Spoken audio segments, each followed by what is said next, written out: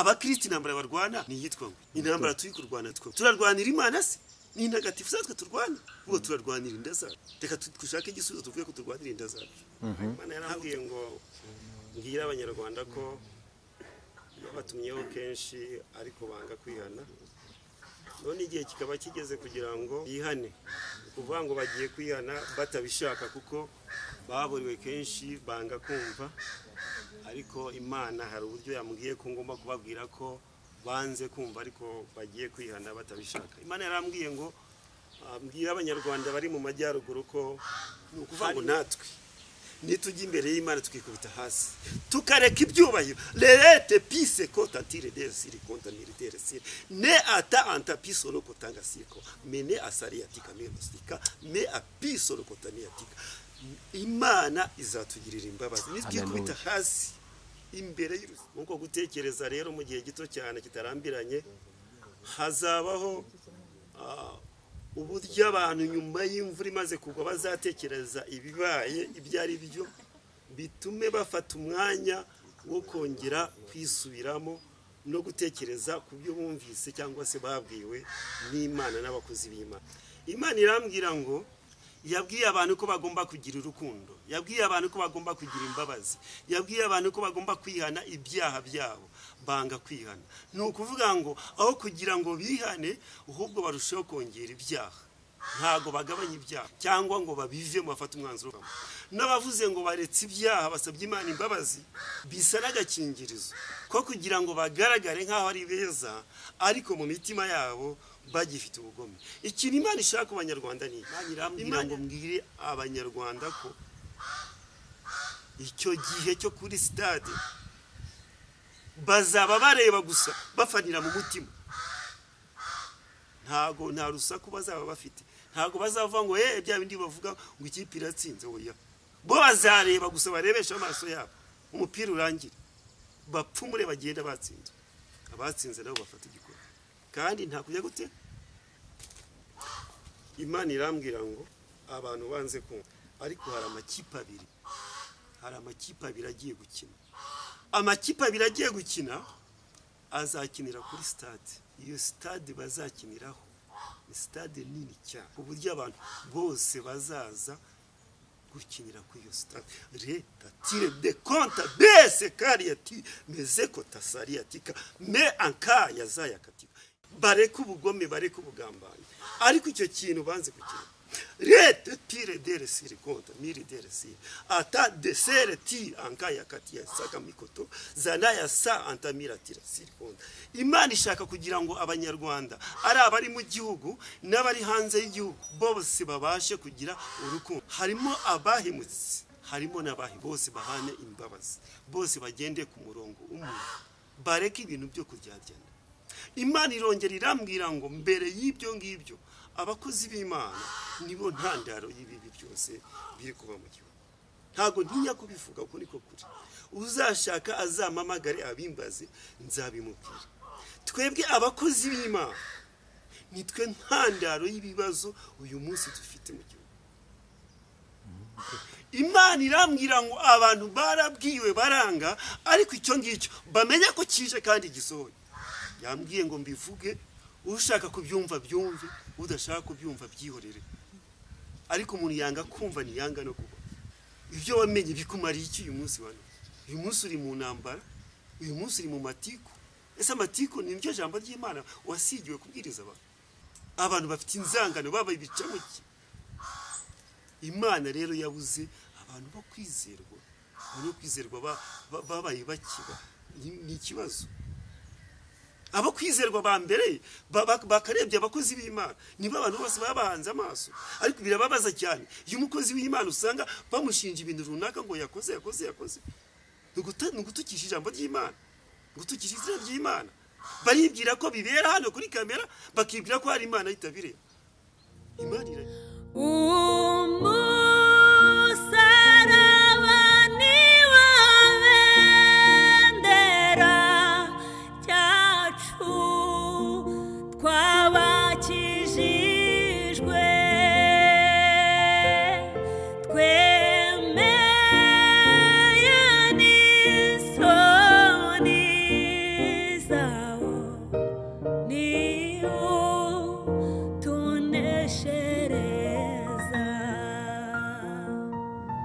ko mumeze neza kandi muri amahoro mwese mukurikira ijambo ry'Imana kandi mukunda ijambo ry'Imana.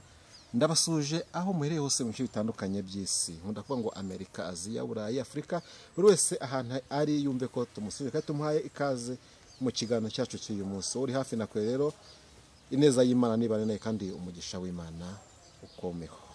Ni Nepo mvugana kuri micro, ndimo na Theoneste kuri kamera, amashusho muza mubona niyo turi kuyakesha, nawe Imana umugisha ku musanzwe. kandi ni Shalom TV munyarukire mukore subscribe umushyigikire ivugabutumwa ari gukora muri no minsi.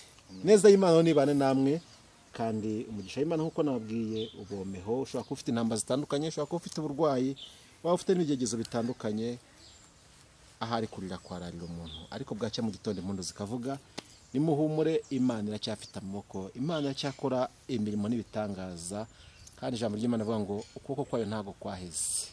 Nimuhumure, Imana irashoboye. Nkunda kubabwira kandi ngo wowe wishimye, wumva unezerewe mu byishimo byawe, mu munezero wawe, ntiwibagirwe Imana, ntibibe impamvu yo kugira ngo utere Imana umugongo, ahubwo bibe impamvu yo kugira ngo ukore ibyo warananiwe gukora, ufashe abantu mu buryo bumwe cyangwa se ubundi, kandi ukora umurimo w'Imana. Ariko kandi byose wibuke ko byose bituruka ku Uwiteka Imana. Nuko dutangiye ikiganiro cyacu, ni kumwe n'umukozi w'Imana imbere yacu. Ni bwa mbere mumubonye ku Musara TV, ku Shalom TV, twamutumiye kugira ngo tuganire ubutumwa bwiza bwa Yesu Kristo, ko nicyo tugenza twebwe ni ijambo ry'Imana. Reka muhe ikaze atangire abibwira. Tubahaye ikaze. Murakoze kutwakira. Yego. Natwe dushimye Imana muri kano kanya ko twakiriwe ku Musara TV. Yego. Ni ukuvuga ngo ni umunezero kuri twe ko twabigambiriye kenshi ariko ntitwabigeraho. Ni ukuvuga ngo uyu munsi rero Imana yashimye ko tubasha gutambutsa ubutumwa bwiza ku Musara TV. Ngewe rero muri kubona kuri kamera nitwa Pastor Kanamugirana. Ni umugabo ndubatse, Yesu yangiriye ubuntu. Kandi nkaba ndi umukozi w'Imana ndetse nkaba n'umuhanuzi wayo. Yego.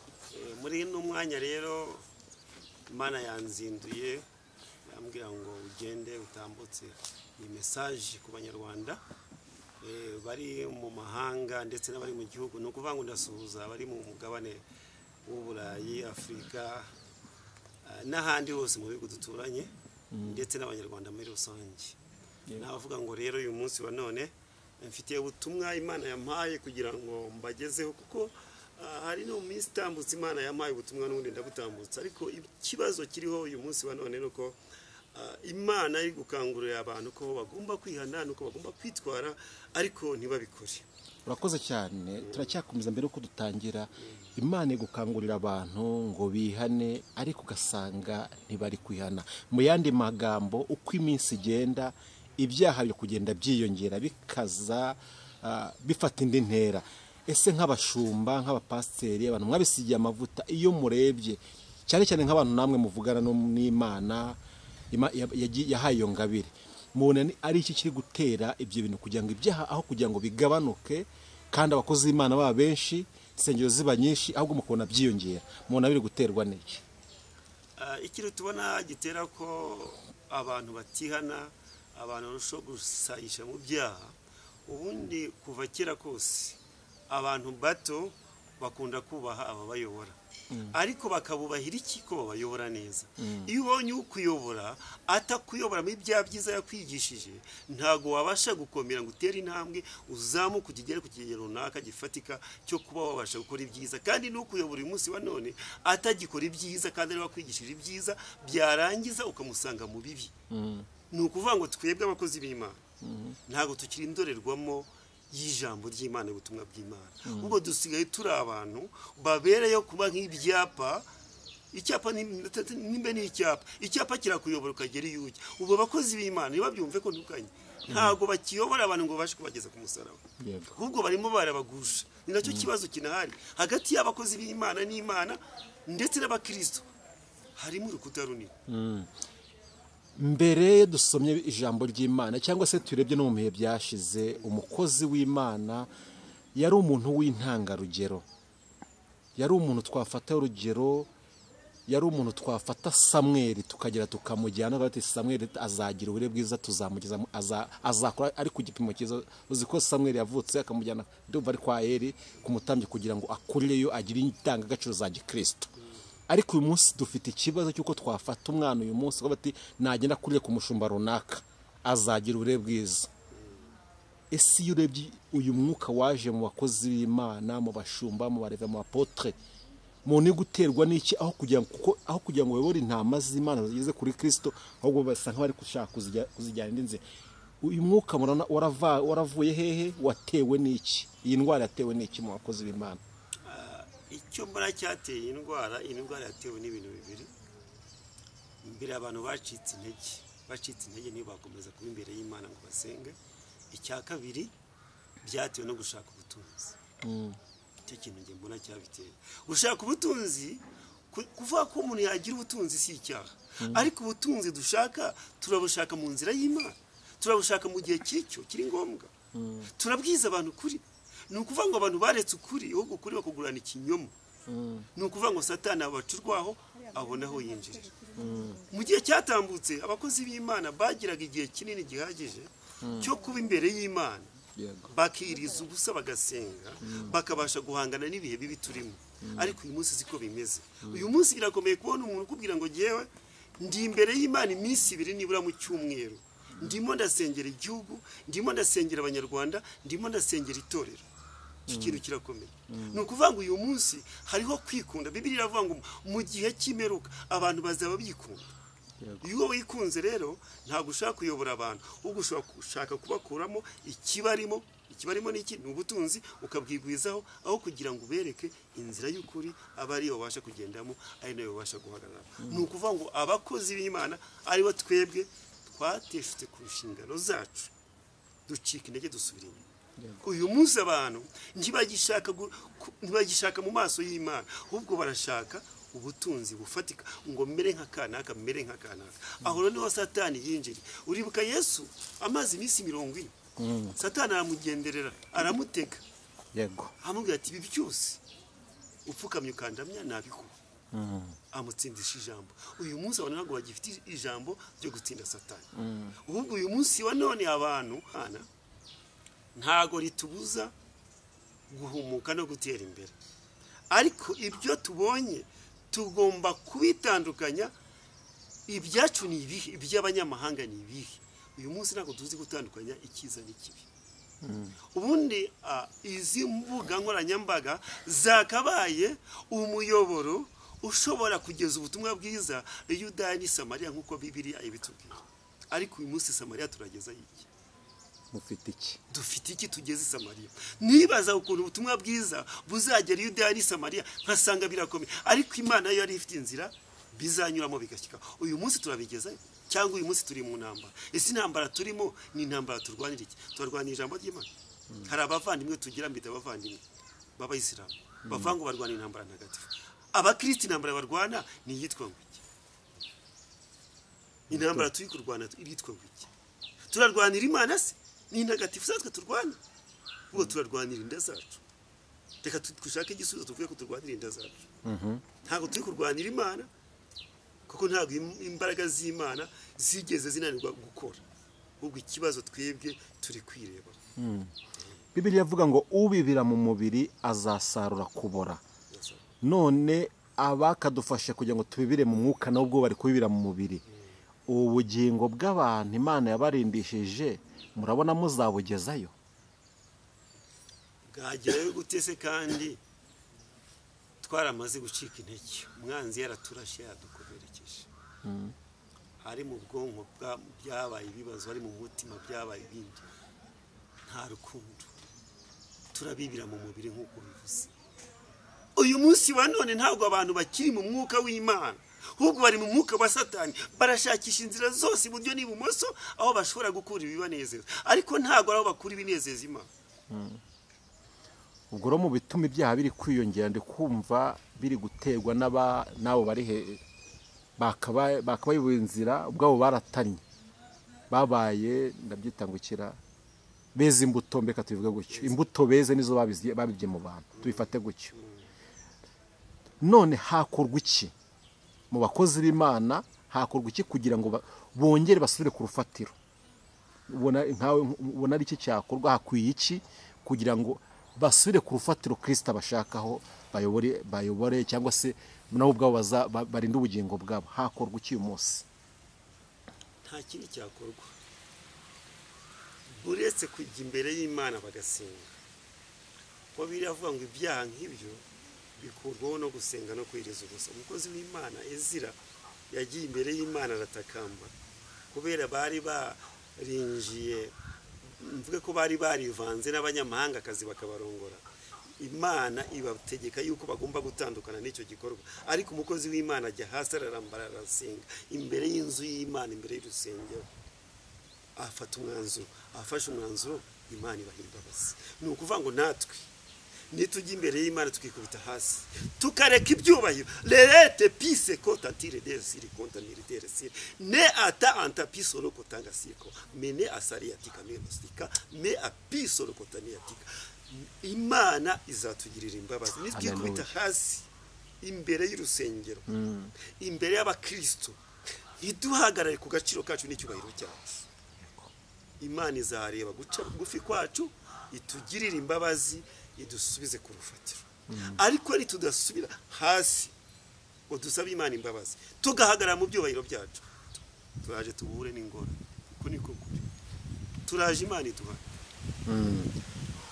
Iyo abantu babivuze ngo abakozi b'Imana runaka bakavuga nk'abapasiteri, abapotre, barevera, bati mwacitse intege, hari ibintu mwagomba gukora ko mutakoze, hari umurongo mwagomba kugendamo ntimwawugenza, nyamara muri gutatanya intama cyangwa se muri gutuma intama zitagera aho zigomba kugera.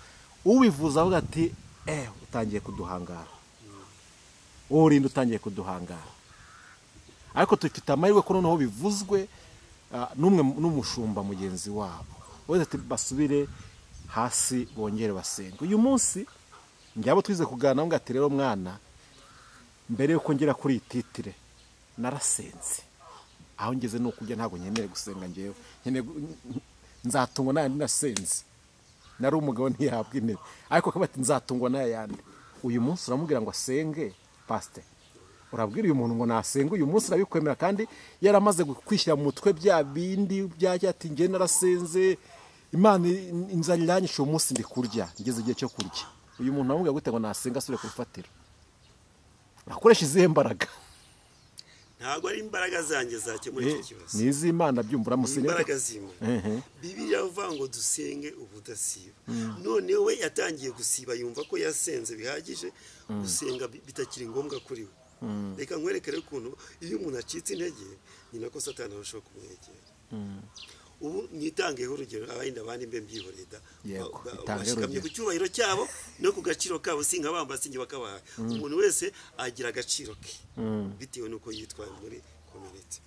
Cyo nashaka kukubwira, nge nyiri umusore nasenze iminsi 7. Abantu mvuze ngo iminsi 7, abantu bavuga ati utarya utanywa, ntajya ntanywa, bavuga turi mu pasiteri ajyanywe no kuri kamera kubeshya. Iminsi 7 narayimaze nsenga Imana. Ni ukuvuga ngo cyari mu gihe kigoye, cyari igihe kigoranye. Numva umwuka mpata gusenga, bwari ubwa mbere nsenze nkamara iminsi ingana gutya imbere y'Imana nta kurya no kunywa, ku buryo na mushiki wanjye wari warambanjirije mu butumwa bwiza yavuze ati ariko urashaka gupfa bimeze gute? Ndamubwira ndeka ntago ndibuze gupfa. Ariko muko gusenga kwanjye naje kubonamo ikintu gikomeye. Nari ntaramenya gusenga cyane koko by'ukuri, ariko icyo nakubwira cyo nagiye kurangiza amasengesho, Imana yamaze kumpa umurongo ngomba kugenderaho. Yego. Narangije iminsi 7, mushiki wanjye amaze iminsi igeze muri 3 kwa muganga mu bitaro. Nsoza umunsi wa gatandatu nijoro, Imana irambwira ngo bwari ubwa mbere mvuganye n'Imana. Imana irambwira ngo genda ubwire mushiki wawe ko indwara yararwaye yakize. Ndagenda ndabimubwira. Kubera ko twe twagize mahirwe, ariko nkwesha iryo jambo ryo kugira abantu mu muryango benshi bagize amahirwe yo kwiga. noneho bagira amahirwe aruta yanjye mu kwiga mubwiye yuko Imana imbwiye ngo yakize aranyitegereza arandeba afata ku mutima ariko ntago yabimbiye nta jambo na rimwe yanshubije ariko giye nk'umuntu natekeye ndavuga ngo ashobora kuba avuze atakaga ngo hari kansasi nari ifite imyaka 20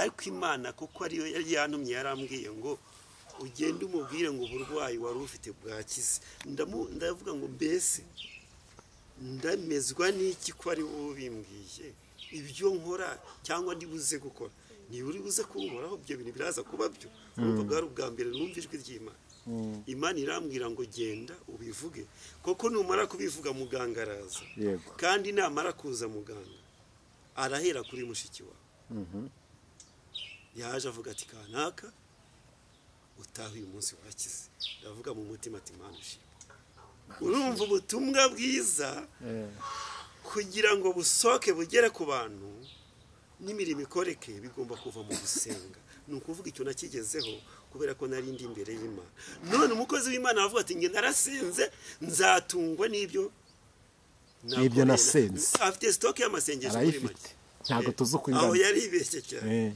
kuko umwanzi wacu ari we Satani ahora duhiga ku manywa na nijoro kandi ntago ajya acika none ni gute wavuga ngo yo nasenze arahagije sinzongera gusenga nzarya mpaka Yesu agarutse mbega Imana inyure sinzongera kugira ikibazo cyo gusenga aho rero ni uzasanga umuntu Satani yamaze kumukubita mu mutego ukomeye cyane twibuke ko Satani uwo twita Satani yari marayika mwiza acibwa mu ijuru no kwishyira hejuru kubera gushaka icyubahiro none n'undi nawe waravuze ngo sinzongera gusenga urumva agiye kugwa heza agiye kugwa mu mutego yawuguyemo rero ubwo ngo umutego yawuguye nimba avuga ko atazongera gusenga kandi Satani we n'ingabo ze ku manywa na nijoro baduhiga batajya basinzira tugira n'agahenge n'amahirwe yo gusinzira ko turi abantu tutari abadayimoni tugasinzira ariko dayimoni zo zikora amasaha yose none we ntazongera gusenga ubwo rero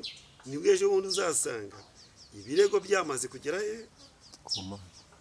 ku mbuga nyinshi zitandukanye bya wa muntu uvuga ko we yakoze stock y'amasengesho bitakiri ngombwa gusenga umubiri n'ubusa uzabura tuzarya ibyo kurya igihe kigere bihagarare none tujye guhemberwa ibyo twakoze ntago twebwe turi babandi haragiye nkunda kuganira n'abantu benshi batandukanye hari umugabo umwe ngira inshuti yanjye yarambwiye ati twebwe igihembo cyacu tuzahembwa abagore beza b'amaso meza mu ijuru b'amasugi nibo tuzahembwa twebwe abana b'Imana bacunguwe bwa kabiri ntago tuzahembwa abagore tuzahembwa ubugingo buhoraho nimba rekeka nimba ashaka kuzahindura umugabane wo guhemberwamo akazahembwa abantu b'amasugi bafite amaso meza akaba ariwo mugabane yahisemo ariko nimba avuga yuko yabyawe bwa kabiri akaba yarasenze atazongera gusenga aho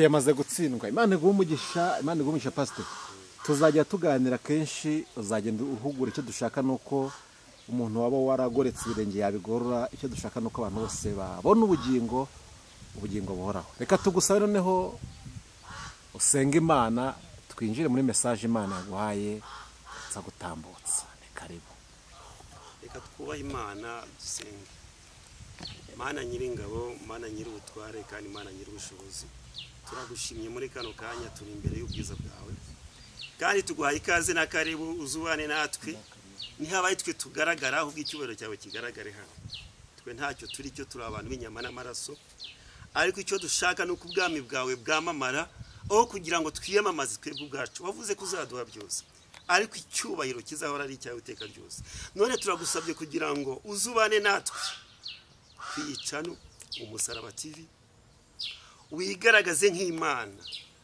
watekereje uyu mugambi wo kugira ngo ubutumwa bwiza bwamamare ku isi yose umugisha kandi nanjye umugisha ndetse ugire neza n'abanyarwanda bose bari kumwe natwe muri kano kanya abaje gutega amatwi kino kiganiro baza kubana natwe uyu munsi wa none ubagire neza ubaho umugisha utangirane natwe usozanye natwe mu izina rya Yesu amen amazina yanjye nitwa Pastor Kanamugirerora mubona no kuri kamera Imana yantumye ku banyarwanda bari mu gihugu ndetse n'abari hanze yacyo, impa ubutumwa agiye kubagezaho muri kano kanya. Ariko mbere y'uko mbagezaho ubutumwa, ndabanza kubasuhuza. Ndasuhuza abanyarwanda bose bakunda ijambo ry'Imana, ndetse ndasuhuza abanyarwanda bari hanze y'igihugu, bari mu Burayi, bari muri Amerika n'ahandi hose. Aka kanya rero ni akanya kubagezaho ubutumwa bwiza Imana yampaye. Imana yarambwiye ngo mbwire abanyarwanda ko yabatumyeho kenshi ariko banga kwihana, none igihe kikaba kigeze kugira ngo bihane. Kuvuga ngo bagiye kwihana batabishaka kuko baburiwe kenshi, banga kumva. Ariko Imana hari uburyo yambwiye ko ngomba kubabwira ko banze kumva ariko bagiye kwihana batabishaka. Imana yarambwiye ngo mbwira abanyarwanda bari mu majyaruguru ko hari imvura igiye kugwa, ikagwa mu majyaruguru, yamara kugwa mu majyaruguru igakomereza mu majyepfo. Nyuma y'izo mvura zizaba ziguye, imwe izaba iguye mu majyaruguru niho hazabanza indi ikurikizeho mu majyepfo. Nyuma y'imvura abantu bazagira kwikanga no gutekereza. Nuko gutekereza rero mu gihe gito cyane kitarambiranye, hazabaho uburyo abantu nyuma y'imvura imaze kugwa bazatekereza ibibaye ibyo ari byo, bitume bafata umwanya wo kongera kwisubiramo no gutekereza ku byo bumvise cyangwa se babwiwe n'Imana n'abakozi b'Imana. Imana irambwira ngo yabwiye abantu ko bagomba kugira urukundo, yabwiye abantu ko bagomba kugira imbabazi, yabwiye abantu ko bagomba kwihana ibyaha byabo, banga kwihana. Ni ukuvuga ngo aho kugira ngo bihane, ahubwo barusheho kongera ibyaha. Ntago bagabanya ibyaha cyangwa ngo babivemo, bafate umwanzuro wo kubivamo. N'abavuze ngo baretse ibyaha basabye Imana imbabazi, bisa n'agakingirizo ko kugira ngo bagaragare nk'aho ari beza, ariko mu mitima yabo bagifite ubugome. Ikintu Imana ishaka ku banyarwanda ni iki: Imana irashaka abanyarwanda ko bagira urukundo, irashaka ko bagira imbabazi, bareka ubugome, bareka ubugambanyi. Ariko icyo kintu banze kugira rete tire dere siri konta miri dere siri ata desere ti ankaya katia saka mikoto zana ya sa antamira tira siri konta. Imana ishaka kugira ngo abanyarwanda ari abari mu gihugu n'abari hanze y'igihugu bose babashe kugira urukundo. Harimo abahimutse, harimo n'abahimukiwe, bose bahane imbabazi, bose bagende ku murongo umwe, bareke ibintu byo kuryajyana. Imana irongera irambwira ngo mbere y'ibyo ngibyo abakozi b'Imana nibo ntandaro y'ibibi byose biri kuba mu gihugu. Ntago ntinya kubivuga uko niko kuri. Uzashaka azamamagare abimbaze, nzabimubwira. Twebwe abakozi b'Imana nitwe ntandaro y'ibibazo uyu munsi dufite mu gihugu. Kuko twebwe nimba twarahamagariwe tugasigirwa kubwira abantu ijambo ry'Imana no kubabwira kwihana bakareka icyaha, uyu munsi akaba ari twe tugaragara mu cyaha, ni gute se abantu bazava mu byaha? Ari twe twakabahaye umurongo bagenderamo bakava mu cyaha. Icyo banze kucyumva no kubyumva. Imana irambwira ngo abantu banze kumva, ariko hari amakipe abiri, hari amakipe abiri agiye gukina. Amakipe abiri agiye gukina azakinira kuri stade. Iyo stade bazakiniraho ni stade nini cyane, ku buryo abantu bose bazaza gukinira kuri iyo stade. Leta tire de konta bese kariyati mezeko tasariyatika me anka yazayakatika. Imana irashaka ko abantu baza kubona icyo bita ukuri kwayo, babyumvise igihe kinini ariko ntibabasha kubyemera. Bazaza kuri stade, nibaza kuri stade hazaba umukino mu makipe abiri azakina. Hari ikipe izaba ifite ubutunzi bwinshi, ubutunzi bufatika. Hari n'indi kipe izaba ifite ubutunzi buringaniye.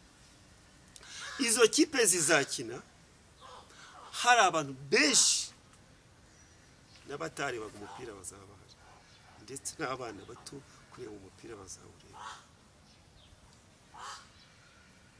Ariko igitangaje mu mupira, ikipe izatsindwa ntago hazaba kwishyura.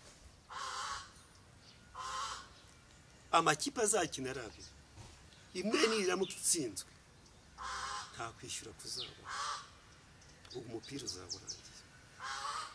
Umupira nurangira, abaje kureba umupira abatsinzwe bazagenda batareba inyuma. Bavuze ngo bazagenda batareba inyuma. Abari hanze ntago bazareba uwo mupira. Umupira uzarebwa n'abari mu gihugu bareba ayo makipe abiri akina. Ikipe izatsindwa izafata inzira yigendera, iyatsinze nayo ifata igikombe. Imana irambwira ngo uzabwire abari hanze nyuma y'amakipe arangije gukina ngo muhawe ikaze. Bahawe ikaze nyuma umupira urangiye, ntago bahawe ikaze kuzaza mu mupira kuko ntago bazawugeraho. Ariko Imana irambwira ngo abantu bamaze kwizera ubutunzi buhagije bafite, ariko nta kintu uzabamarira, kuko ikipe izatsindwa niyo izaba ifite ubutunzi. Izaba yizeye gutsinda ariko izatsindwa, itsindwe n'ikipe itari ifite amafaranga.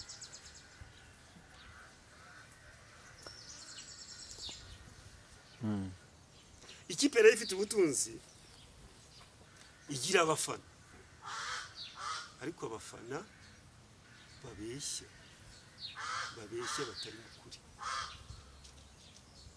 Bashobora kwinjira mu masibo mu midugudu bagakoresha bya bindi byavuzera ngo ni abafana, ariko batari abafana, nabo ku munwa gusa batari kubona ikipe. Imana irambwira ngo mbwire abanyarwanda ko icyo gihe cyo kuri stade bazaba bareba gusa, bafanira mu mutima. Nta rusaku bazaba bafite, ntago bazavuga ngo bya bindi bavuga ngo ikipe iratsinze. Oya, bo bazareba gusa, barebesha amaso yabo umupira urangire, bapfumure bagenda batsinze. Abatsinze nabo bafata igikombe, kandi nta kujya gute, nta kuvuga ngo tuzasubira mu mukino, ntago umukino uzasubirwamo. Imana irambwira ngo abantu barabwiwe baranga, ariko icyo ngicyo bamenya ko kije kandi gisohoye. Yambwiye ngo mbivuge, ushaka kubyumva byumve, udashaka kubyumva byihorere. Ariko umuntu yanga kumva ntiyanga no kuba.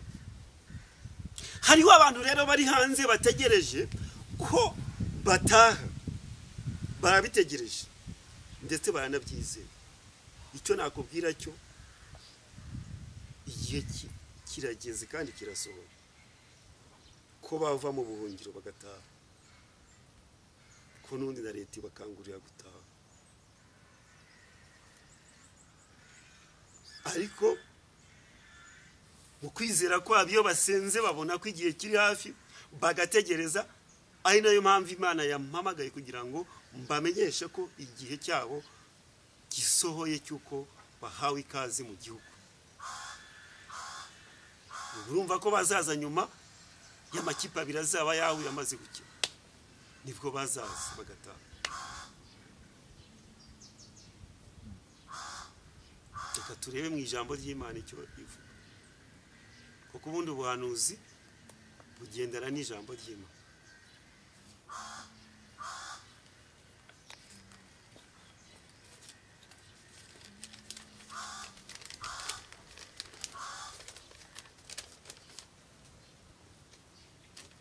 Wamfasha tukareba ijambo ry'Imana usanga hano muri Yobu 15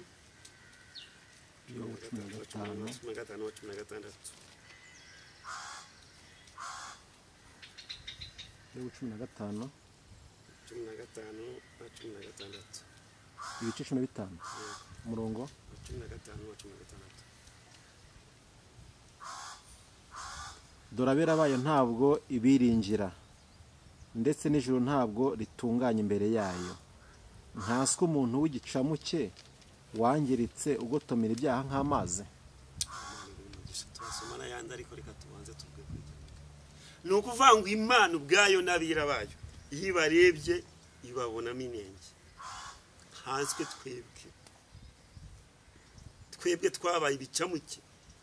Igicamuke ni umuntu udashaka kumva, udashaka guca bugufi, wamenyereye ibintu nabimenyereye. Uyu munsi abantu bakozi b'Imana narasomye Bibiliya namenye byinshi cyane, ibyo nzi birahagije. Wowe urabizi, uri umukozi w'Imana, wabyize imyaka myinshi, wabibwiye n'abandi bakabimenya, kandi ukaberera n'imbuto kugira ngo bamenye ko ibyo wamenye bifite akamaro. Nimba ibyo wamenye bikumariye iki uyu munsi wa none? Uyu munsi uri mu ntambara, uyu munsi uri mu matiku. Ese amatiku ni ryo jambo ry'Imana wasigiwe kubwiriza abantu bafite inzangano, babaye ibicamuke. Imana rero yabuze abantu bo kwizerwa, abantu bo kwizerwa babaye bakiba. Ni ikibazo. Abo kwizerwa ba mbere bakarebye abakozi b'Imana, niba abantu bose babahanze amaso. Ariko birababaza cyane iyo umukozi w'Imana usanga bamushinja ibintu runaka ngo yakoze. Nugutukisha ijambo ry'Imana, gutukisha izina ry'Imana. Baribwira ko bibera hano kuri kamera, bakibwira ko hari Imana itabireba. Imana irabireba, kandi ibibonye irababara, ibabazwa n'ibyo dukora. Abantu ntabwo bashaka guca bugufi, abantu ntabwo bashaka guhinduka, ahubwo twe turashaka kwikakaza mu matitire yacu. Amatitire azatumarira iki? Gusa n'abakozi b'Imana barimo bagenda batambuka buri munsi, baratambuka Imana itarabivuze ko bagiye gutaha. Uyu munsi amagare n'amafarashi birateguwe.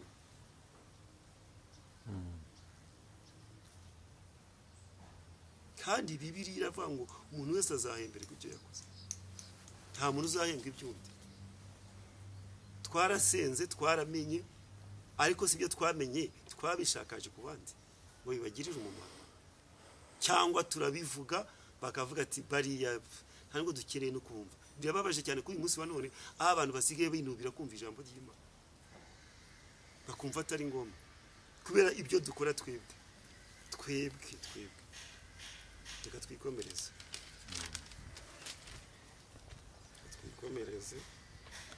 dusome Amosi 3:9. Amosi 3:9.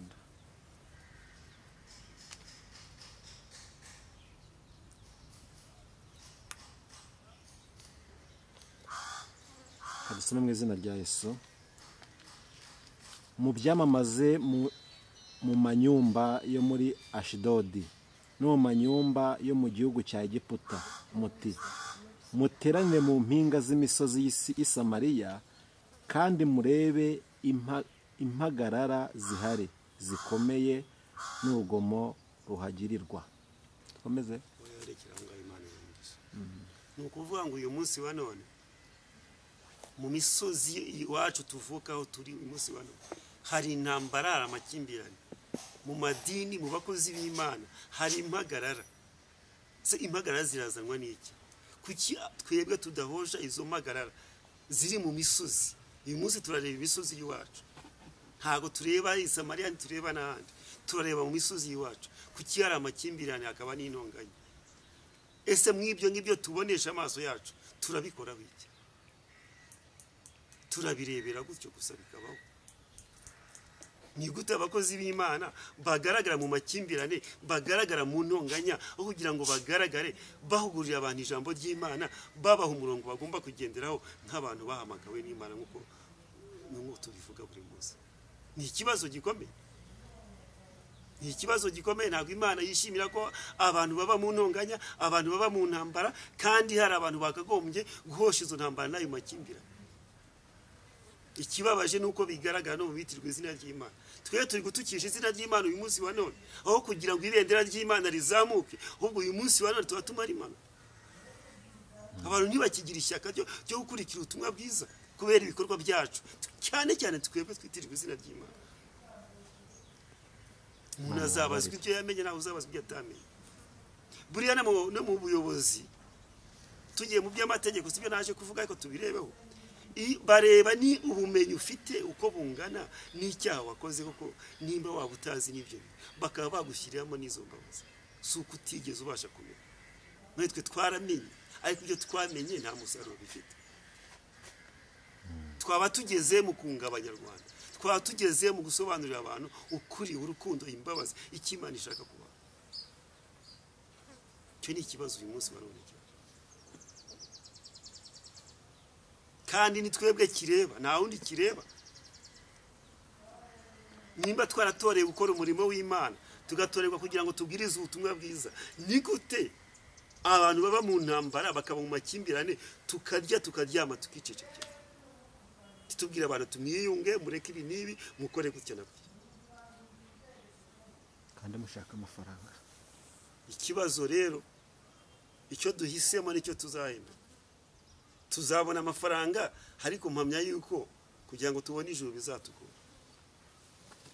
Ntawe ukeza abami babiri. Ubwo ni ukuvuga ngo amafaranga nayo yabaye ikigirwamana.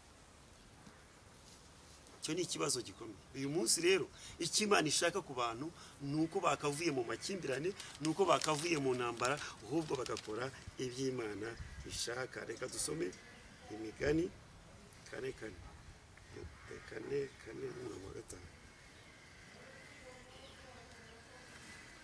Imigani 4:5. Dusome mu izina rya Yesu. Shaka ubwenge, shaka n'ubuhanga, ntubwibagirwe, ntuteshuke amagambo ava mu kanwa kanjye. Ubwenge n'ubuhanga uyu munsi bigiye ubona ko bitakiri gukora. Ubuhanga abantu bafite barimo barabusimbuza ubuswa.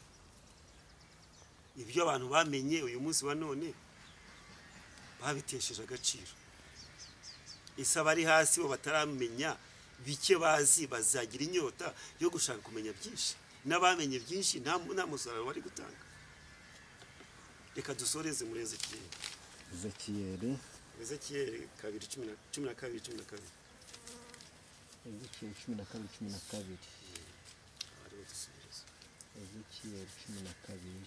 12:12. Dusome mu izina rya Yesu Kristo. Kandi umwami ubarimo azashyira ibintu ku rutugu hatabona, maze ahaguruke, bazicira icyuho mu nkike, babe ari cyo babimenesherezamo. Azitwikira mu maso kuko atazarebesha igihugu amaso ye. Iri jambo rero ntabwo abantu bashobora kuritekereza ngo bumve uburyo icyo gihe kizaba gikomeye. Uwo mwami wabo bamaze kwizera wazabatera umugongo aceho yigenda, kandi ntibazamenya aho anyuze, kuko azaba nta gihembo ateze kubona. Uhagarara ureba inyuma ni utegereje guhembwa, ariko udategereje guhembwa aramenengana akagenda, mwebwe mugasigara mwenyine. Ni ukuvuga ngo ibyo twebwe turimo dukora ntago tubikora tuzi ko bizagira ingaruka. Ntago ibyo tuvuga ngo birangirire hano gusa. Nimba dufite umwami twizeye, twagombye kubana nawe tukagendana nawe. Twagombye kwizera umwami ufite imbaraga. Umwami ufite imbaraga ni Kristo. Abantu bareke kwizera ibidafatika, ahubwo bizere ibifatika. Uyu munsi wa none abantu bamaze kwizera ko ubutunzi bamaze kububona, baza bamaze kubona ibyo bashaka byose. Ariko yubu yafite ubutunzi bwinshi, ariko ntibwigeze bugira icyo bumumari, ahubwo bwose bwararangiye. Imana iramushuma. Icyatumye Imana imushumusha ni iki? Ni uko yarabanye nayo neza. None ni wizera ubutunzi ukabugira, ariko ukabugira udakiranuka, Imana ikaza kugwana kuko wabaye umunyabyaha, urumva izagushumbusha se? Yubu Imana yaramushumbishije ku byo yari yanyazwe. Imana kuko yamukundaga yagendanaga nayo. Uribuke ko yubu abantu n'inshuti ze n'umudamu we bose bamaze kumuvaho babonye ibintu bishize. Uyu munsi ntabwo abantu babanye natwe kubera yuko badukunze, ahubwo nibyo batureba, nuko tufite Imana. nuko dufite amahoro, nuko ari cyo dutunze. Iyo umaze gukena ntabwo abantu baba bakiri kumwe nawe, baba bakuvuye. Uyu munsi rero hari ufite ubutunzi butajya bushira ari we Kristo. Uyu munsi abantu baramwibagiwe. Uwo niwe twagombye kurambya tukaba hafi yiwe bitumuveho. None uyu munsi wa none abantu bamaze kwibagirwa Kristo, ubwo bahanze amaso ubutunzi burangira.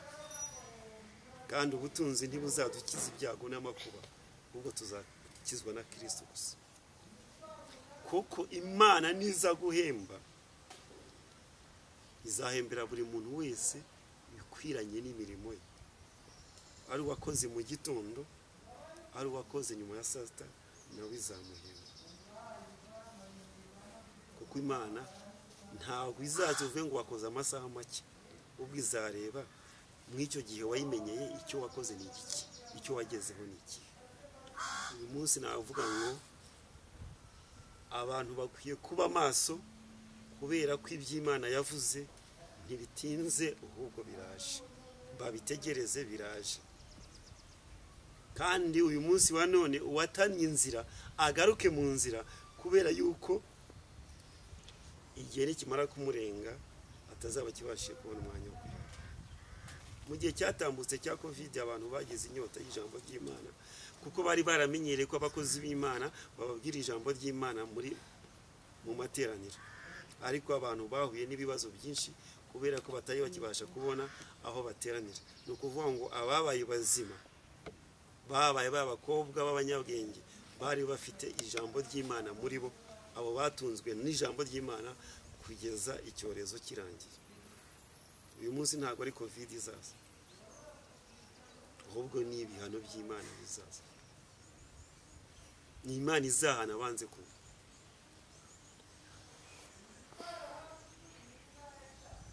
Njye numva ubutumwa bwanjye nabusoreza kuko nta kongera kujya kubaho, ahubwo nkasoza dusenga nimba nta.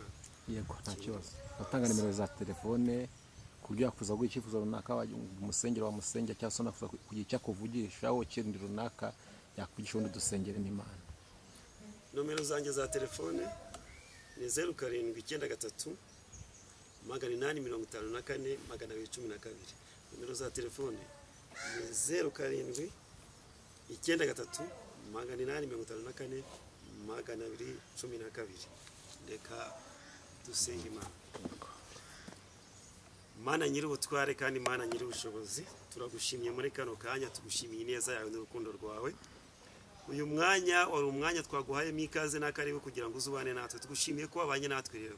Tugushimiye ni ubutumwa bwiza butambutse bugeze ku banyarwanda, ndetse ari abari mu gihugu ndetse n'abari inyuma y'igihugu. Urabwira abantu ko bagomba kuba maso kandi bakagendana nawe, kubera ko igihe wabasezeranije gisohoye. Uyu munsi rero ndagushimiye kubwira ijambo ryawe, kubw'ubutumwa bwiza washimye ko butambuka. None nsaba umugisha uyu musozi tuba turiho tuvuga ijambo ryawe, uyu musozi tuba turiho twamamaza ijambo ryawe, ndetse n'uyu mukozi wawe wo ku Musaraba TV nawe musaba umugisha. Ujye umurinda ku manywa na nijoro, umurindi ibimuhiga n'ibimugenza, umushyireho uburinzi n'ubudahangarwa. Nsabiye umukuru w'igihugu, nsabiye abanyarwanda muri rusange, nsabiye abakunda igihugu bose, ndetse nsabiye n'inzego zose z'ubuyobozi z'abanyarwanda, abashinzwe umutekano, polisi, gisirikare n'abandi bose. Mbasabiye umugisha kandi mbasabiye kubana nawe, mbasabiye umutekano n'amahoro bitangwa nawe. Bashaka umutekano ku manywa na nijoro, ariko natwe abanyarwanda tugomba guhaguruka tukaba imbere y'Imana, tugasaba Imana kugira ngo iturengere, nk'uko nabo baharanira kugira ngo igihugu cyacu kigire umutekano. Natwe abakozi b'Imana niko tugomba gusengera igihugu ku manywa na nijoro. Abanyarwanda bose, abakozi b'Imana, ubaho umugisha. Abari mu gihugu n'abari inyuma y'igihugu bose ubaho umugisha, kandi ugire neza abanyarwanda, ubaha imbabazi abashaka imbabazi kugira ngo bagaruke mu nzira zawe. Urakoze kubyumvise, tugushimiye kugira neza kwawe. Bana natwe, udushyigikire, ukumane natwe. Uyu mukozi wawe usigaye hano ku murimo wawe ukomeze kumwagura no kumukomeza, kandi ujye umugisha ku manywa na nijoro. Nanjye ugiye ushinga ibirenge byanjye hano, ugendane nanjye ungeze mu icumbi ryanjye amahoro. Icyubahiro kibi cyawe iteka ryose mu izina rya Yesu. Amen.